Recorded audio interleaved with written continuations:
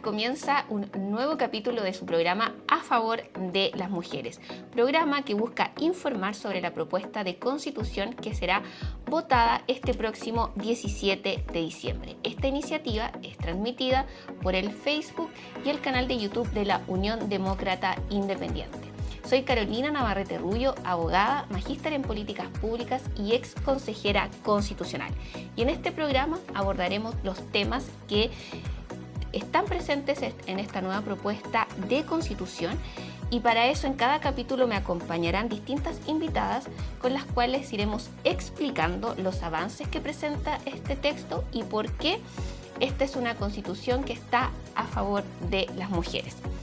Hoy me acompaña Victoria Beaumont Hewitt, ¿lo dije bien? Hewitt, muy bien, periodista, diplomada en Ciencias Políticas y magíster en Gestión de Políticas Públicas. Victoria lleva 23 años evaluando el impacto ex ante y ex post de políticas públicas del sector salud. El año 2013 creó la Fundación Politopedia para promover la política basada en evidencia y el año 2022 formó el Movimiento Ciudadano Salud Libre, que promueve el sistema de salud centrado en las personas, su autonomía y libertad de elegir.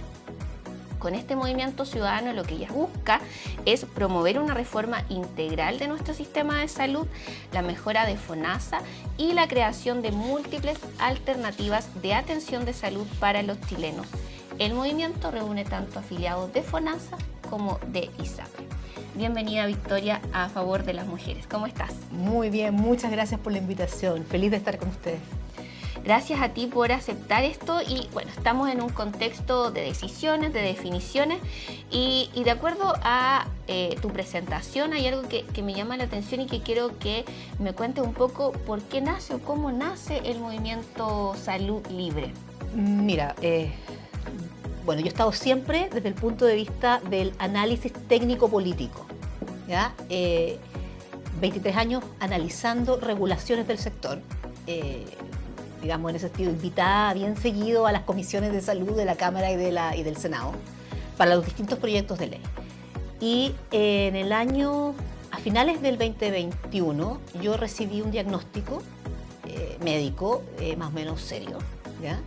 Que me trajo también la realidad, no solamente desde el punto de vista técnico y desde lo teórico, sino que ya desde lo que es tener una enfermedad grave en la familia. Ya. Y por lo tanto, cómo se vivía eso también en el día a día y en la cotidianidad. Y paralelamente a este diagnóstico empieza el proceso constituyente. Del año 22. Perfecto. Y yo, por supuesto, sabía que el proceso constituyente tenía una intención de terminar en un sistema único y un monopolio estatal para todos los chilenos en el tema de salud. Y por lo tanto, ahí con mi familia decidimos dar la lucha por la libertad de elección. Y con mis amigos y empezamos a formar este movimiento que partió, como te digo, en la casa, entendiendo que partía desde un grupo de personas que conocíamos cómo funcionaba el sistema hace muchos años, que conocíamos de las políticas públicas del sector también hace muchos años, pero que entendíamos que no existía una defensa ciudadana realmente centrada en las personas y que las políticas públicas habían perdido en Chile el norte hace muchísimos años en materia de salud. Entonces, el Movimiento Ciudadano ahí parte el 3 de enero del 22. Hicimos una iniciativa popular de norma, la impulsamos, no alcanzamos las firmas en esa propuesta, pero aún así nos involucramos activamente en el primer proceso. Eso te iba a preguntar, porque me llamó la atención el año de creación que coincidía con el proceso constituyente anterior, que también tuvo esta, al igual que el proceso de ahora, esta iniciativa de participación ciudadana, con efectivamente lo que tú mencionas, las iniciativas populares de norma.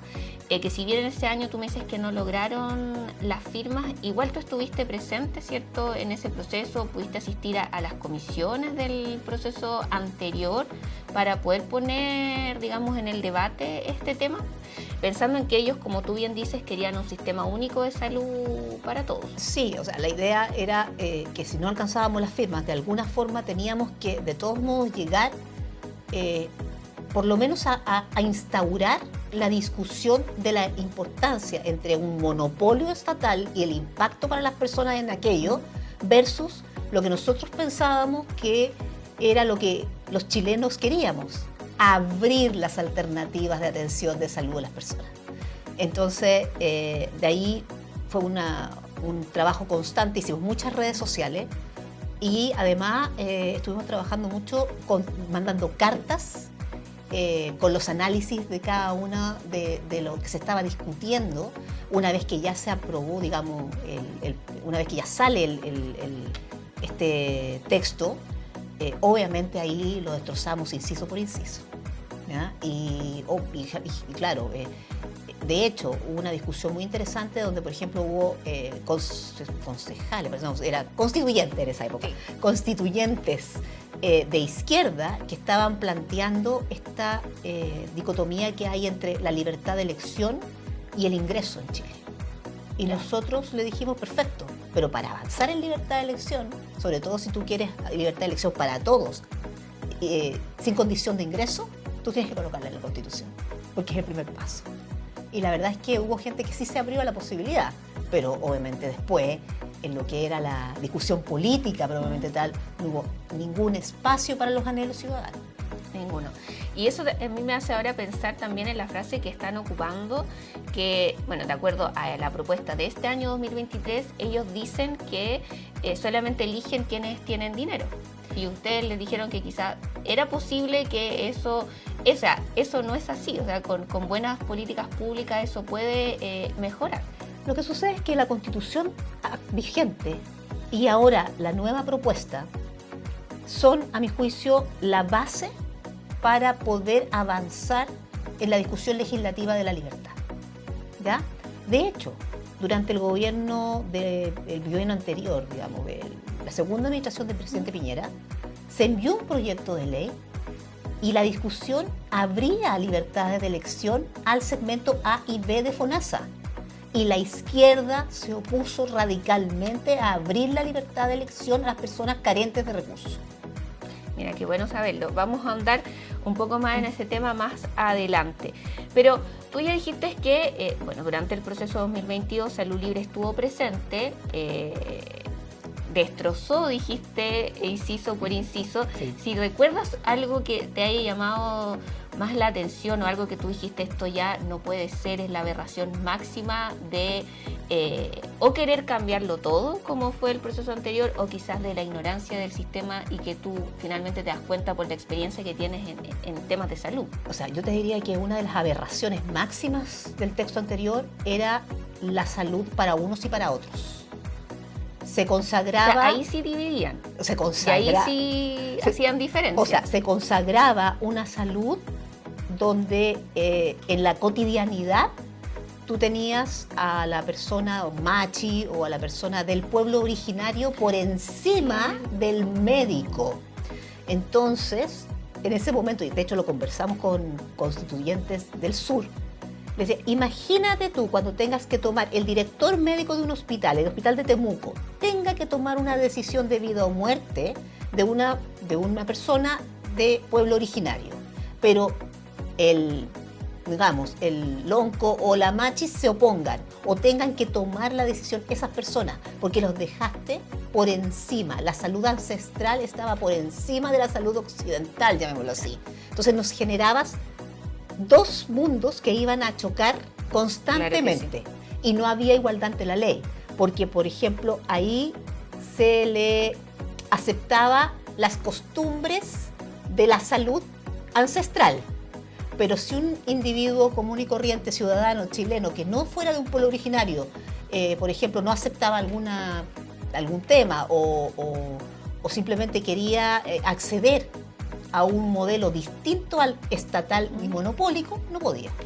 Claro, no tenía la libertad. No existía esa libertad. Perfecto, Victoria. Muy, si me acuerdo ahora que tú lo mencionas de esa norma. Bueno, el texto, el anterior que nos dividía en muchas cosas, estaba también presente esta división en salud. Y cuéntame un poco la comparación, cómo fue ahora la participación en este proceso constitucional 2023, que fue mucho más corto. Me gustaría saber si tuviste la posibilidad de estar presentes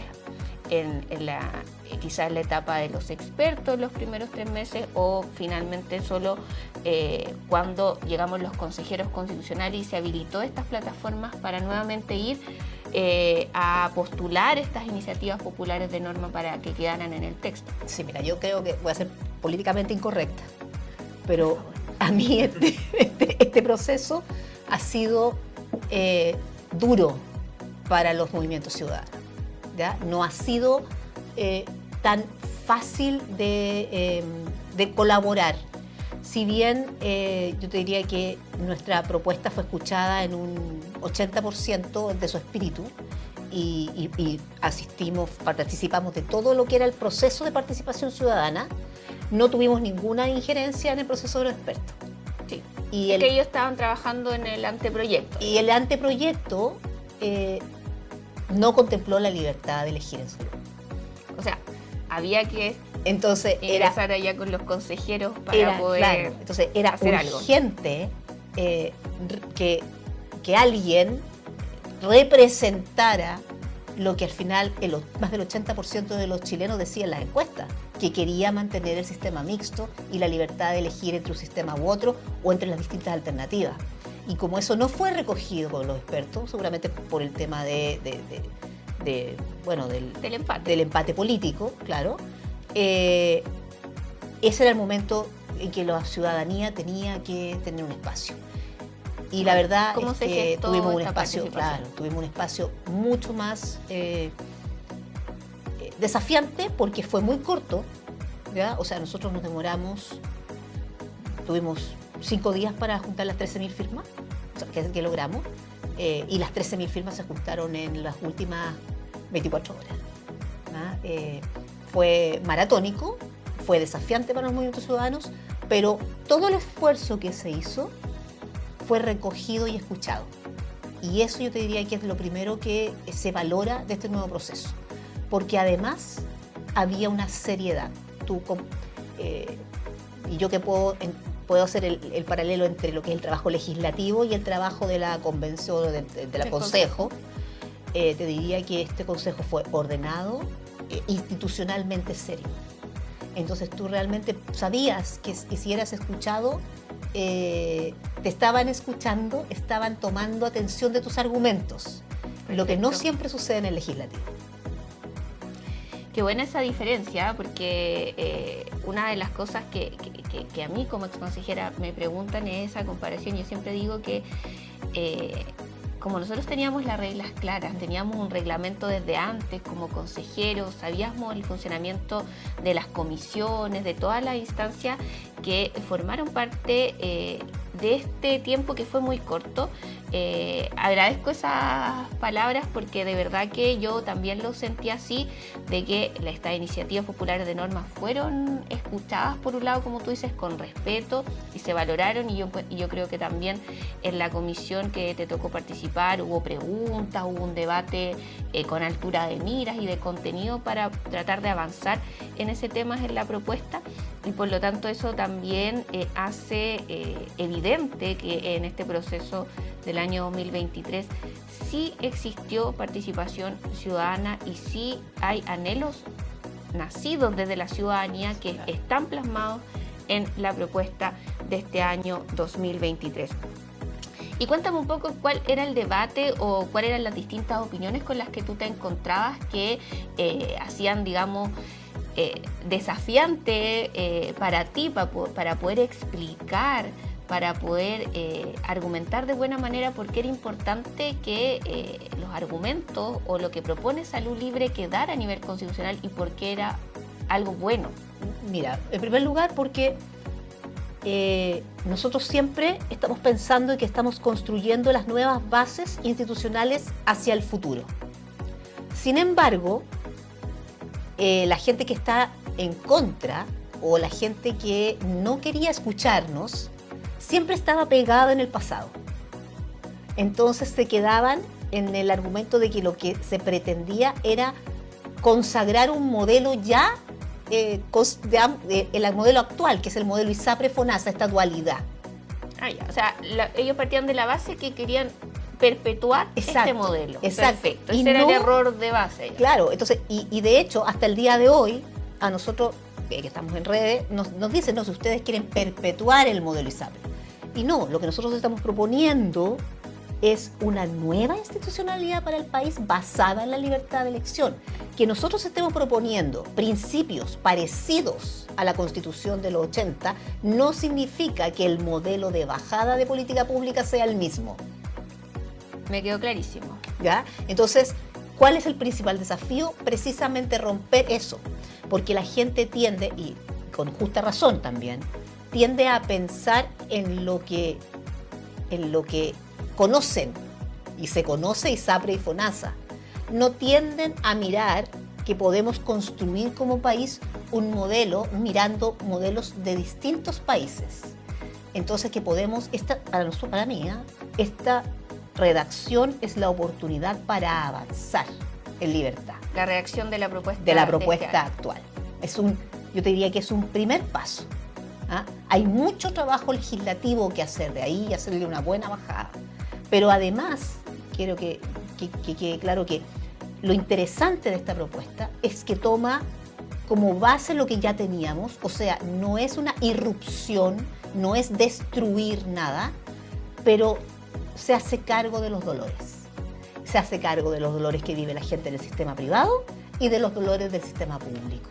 Y yo creo que eso es lo más valioso del texto que se nos presenta hoy día. Perfecto, Victoria. Consulta, te hago la siguiente pregunta respecto a lo que a ti te tocó pasar y aprovechándome de la confianza, ¿cierto?, que tuviste para contarme de que esto nace a raíz de una vivencia personal como mujer. ¿Cómo crees tú que esto ayuda a lo que tú acabas de mencionar, ¿cierto?, de que aquí se dejan claras las bases para en el futuro seguir avanzando indistintamente de si es el prestador una institución pública o una institución privada, porque tú bien lo has dicho, los dolores del sistema público también se hace cargo de los dolores del sistema privado. Pero tú como mujer, ¿cuál crees tú que es el principal avance o desde este punto de partida que representa el texto o la propuesta de texto constitucional de este año 2023 en el futuro, con tu experiencia de evaluadora de políticas públicas, algo que le haga sentido a las mujeres que nos están viendo? Mira, durante todos estos años, una de las principales críticas del sistema privado es que se le ha estigmatizado como discriminador con la mujer. Voy a ser súper responsable en decir por qué dije estigmatizado como discriminador. Porque nuestra Constitución vigente prohíbe la discriminación arbitraria. Y además nos dice que las acciones de salud nosotros tenemos que tener acceso igualitario a las atenciones de salud, ¿ya? El hecho que en la Constitución del 80 se haya elegido el modelo de seguro individual ISAPRE, ¿ya?, ¿qué es lo que generó? Que las mujeres pagamos de nuestro bolsillo los riesgos asociados al mayor gasto que tenemos en salud, ¿ya? Perfecto.